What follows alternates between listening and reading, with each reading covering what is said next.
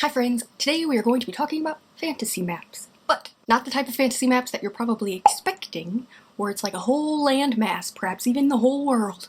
No, this is a very small, dialed down, specific type of fantasy map that is my personal favorite, and that is the fantasy house plan. So think of this more as like Hogwarts Castle rather than, Narnia.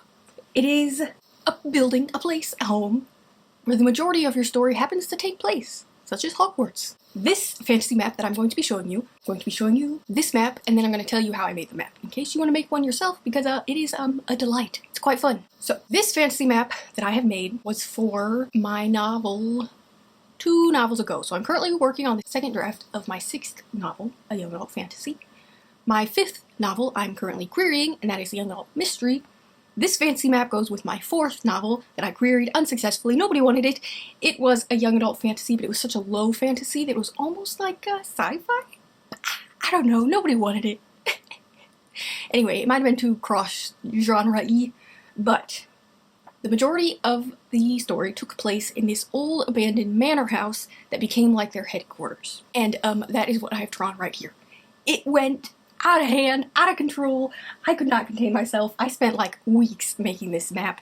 I mean, probably like 10% of what I included in this map actually, appears in the story, but it helps me so much to be able to like walk myself through the setting of the story, to visualize how all of the rooms connect. I don't know if that helps you too, but that's like my favorite part of a story, this cool building and its floor plan.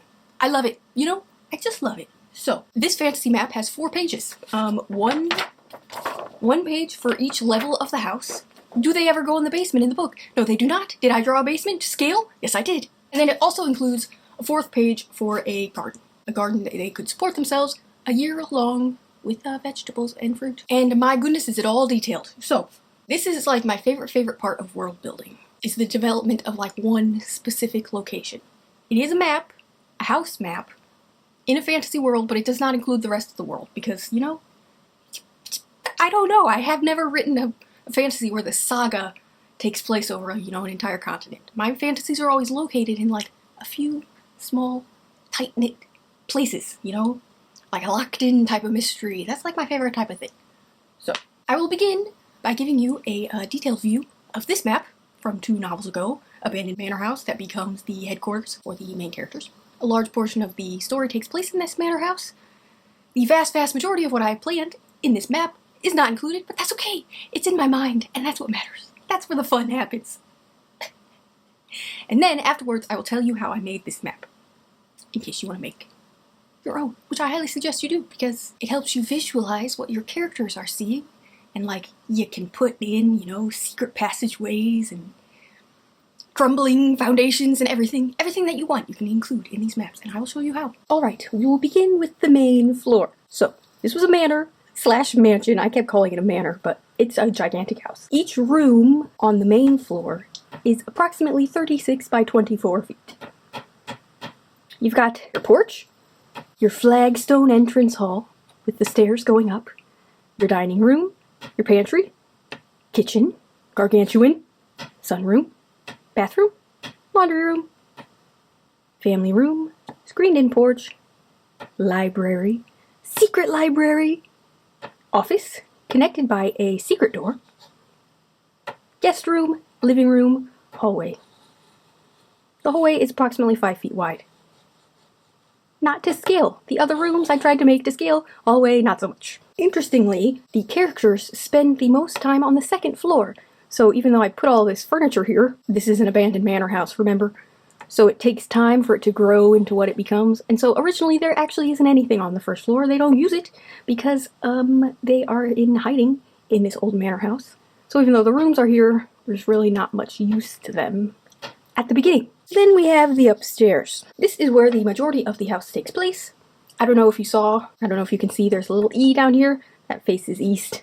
I did that for the planning of the garden, which I will show you in a little minute. So, in your upstairs, you got your complex storage, your opening to down below, because this is a grand manor house, another laundry room, gigantic closet, little bathroom, gigantic bedroom, with a sitting area and a balcony. Oh my goodness, I'm scooting this all around. You got your closet, your sloped roof. These are the stairs up to the attic. I never drew the attic, which is unfortunate. The characters never went to the attic. They also never went to the basement and spent very little time on the first floor, and yet I drew those. You know, who knows? I was just having fun. This is a non-functional elevator because they don't have the power in this old abandoned manor house. And then here's where it gets special. These are 4 guest rooms, stairs up to a secret sleeping tower, and each guest room has its own theme. Space theme, English cottage / Ritz theme. What happened here? It says English cottage with an X. I'm not sure what that is. And then a medieval style room. 4 bedrooms connected by this, what shape is this? An octagon? 1, 2, 3, 4, 5, 6, 7, 8. Yes, this octagon and 2 bathrooms.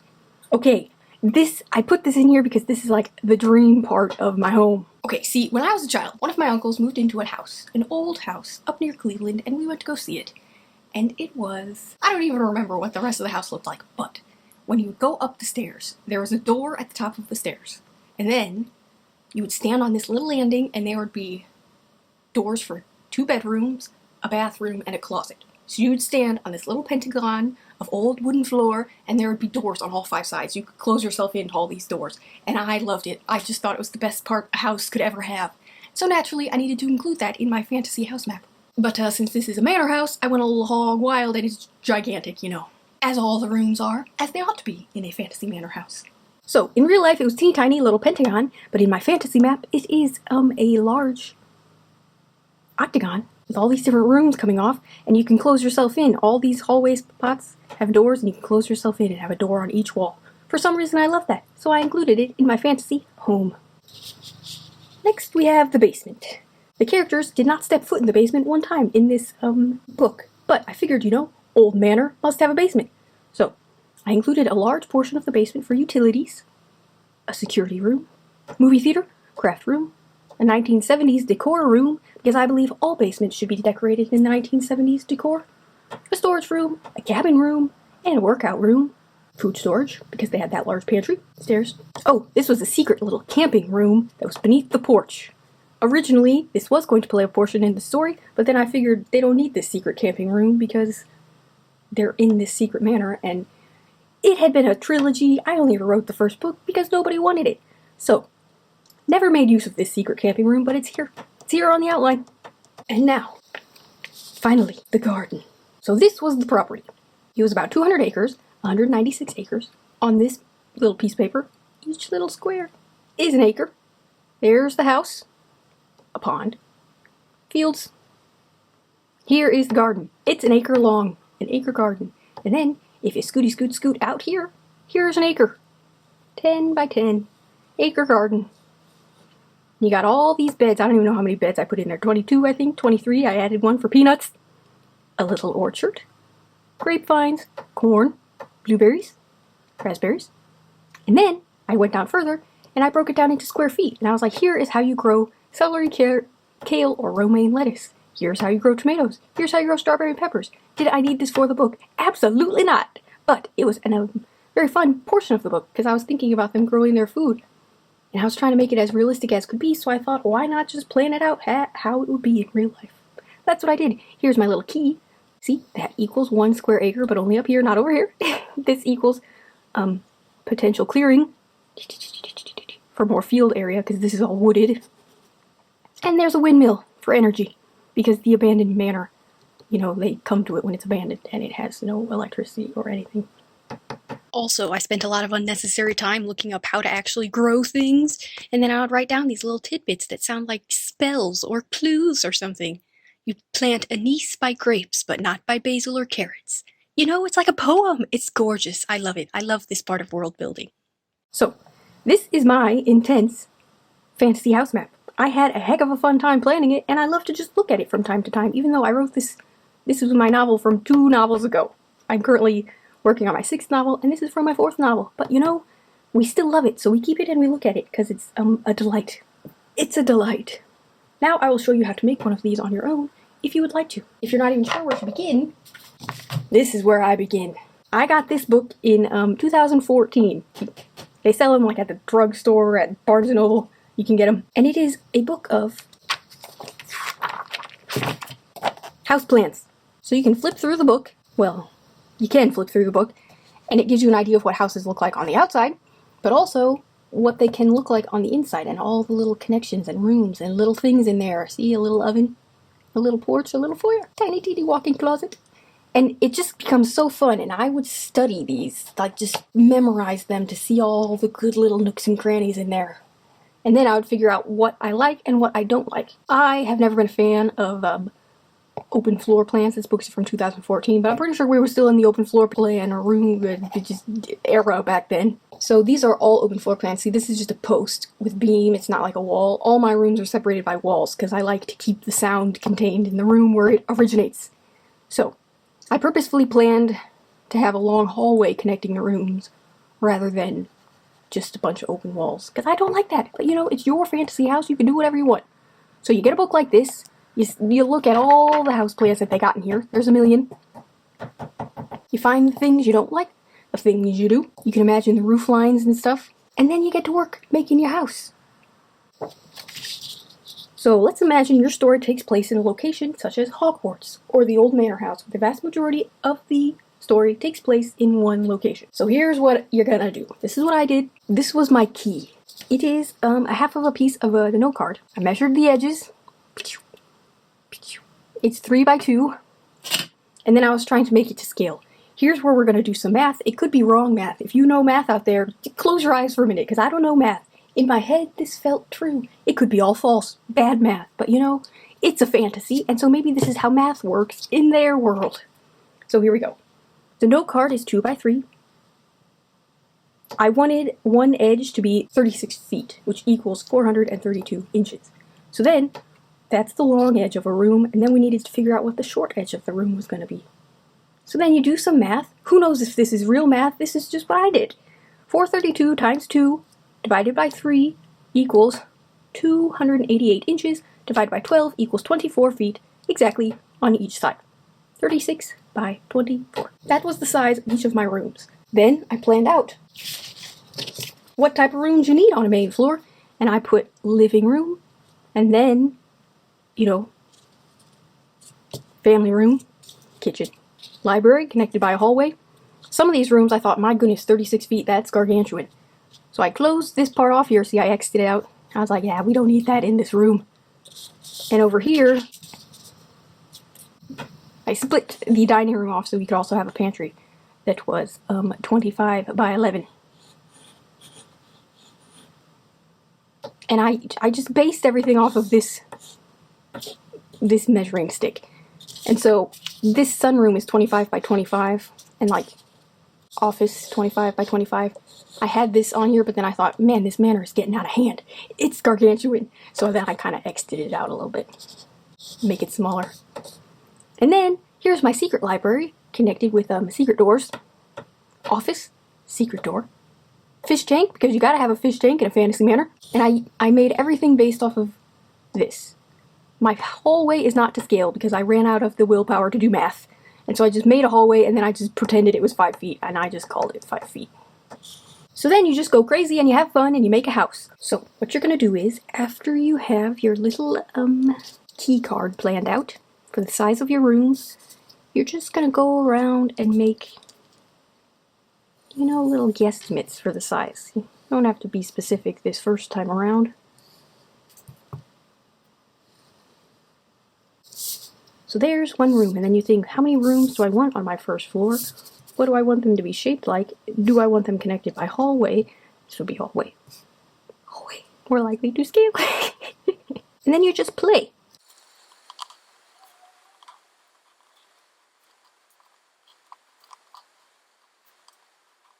If you know what you want your roof line to look like, you can kind of think about that when you're placing your rooms, but that can also come later if you want. You don't have to know. I didn't know what my roof line looked like until after I had made my first floor. So then, based on whatever is happening in this building, in your story, you can label the rooms. So this is for like a school, so there'd be like a grand archway right here. Entry hall, entrance, dining hall, 2 dorms, and classrooms. And then as I was doing this, I was thinking, these are gargantuan classrooms. So you could split them down to like something like this. I have 4 classrooms. You know, whatever you wanted.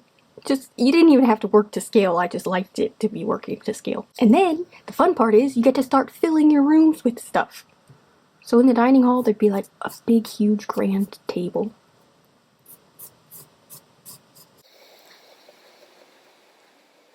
Table is not to scale.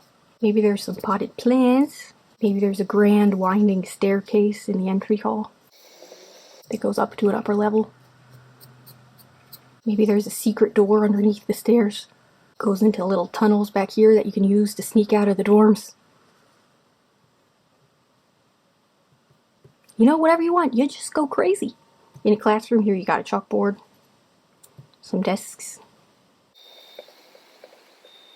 beds. Again, my furniture and stuff is not to scale. And maybe you decide over here, or like over here, you want a big kitchen to cook all the meals. And then you're like, well, where are they going to get their food? See, this is what happened when I was planning mine. So then out here you plan a garden, a kitchen garden, with some beds for growing foods. And then you're like, which direction should this face? I want my kitchen garden to be facing, I don't know, south. Is that what gardens are supposed to face? I don't even know. So then if this corner is south, then this would be north. See, and then you just keep working down until you get all the details you want in your fantasy home. It is a delight. It is the best part of fantasy world building. I promise you. Give it a try. Give it a try. Maybe they have a detention tower and a headmaster's office that's also in a tower for some reason. Bedside tables. Maybe there's a security checkpoint at the entrance. Big comfy chairs, buffet tables in the dining room. Maybe they have a cow. Teacher's desk. Maybe this classroom has a podium. Maybe these desks are arranged in a circle. The world is your oyster. So, if you also create fantasy home maps for your world building needs, please let me know in the comments. I'm like literally begging you. It is my absolute favorite part of fantasy world building, or fictional world building in general, you know? Maybe you have a closed door mystery that takes place only in one location. Show me! Tell me about it! I love it. I love it. I love it so much. If you create detailed building maps like this for your books, please